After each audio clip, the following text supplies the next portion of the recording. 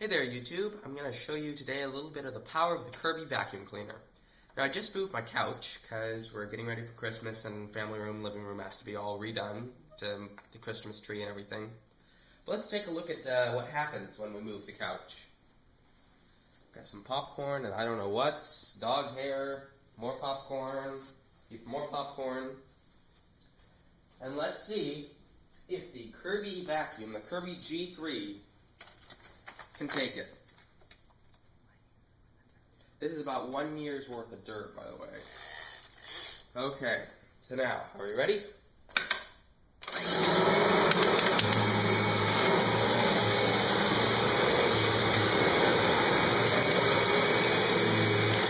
Now we did have a little bit of a snowplow effect going on right there, but with a quick once over, we can get that right away.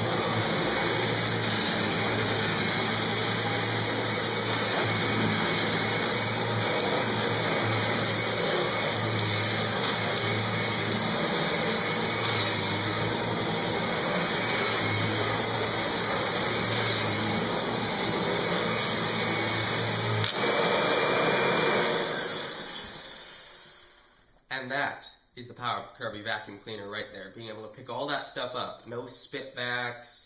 There's a little bit of snow plowing, but what do you expect when you have a bunch of popcorn kernels and it's trying to seal the floor?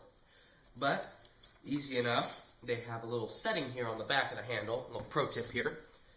This little setting right here, if you push it in, the handle will go back flat down to the floor. If you pull it out, the handle will allow you to lift the cleaner head so you can eliminate any snow plowing issues.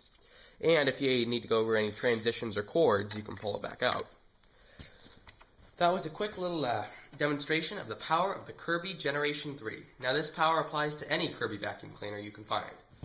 That's why I wholeheartedly endorse the Kirby vacuum cleaner. This is LogDog321, out.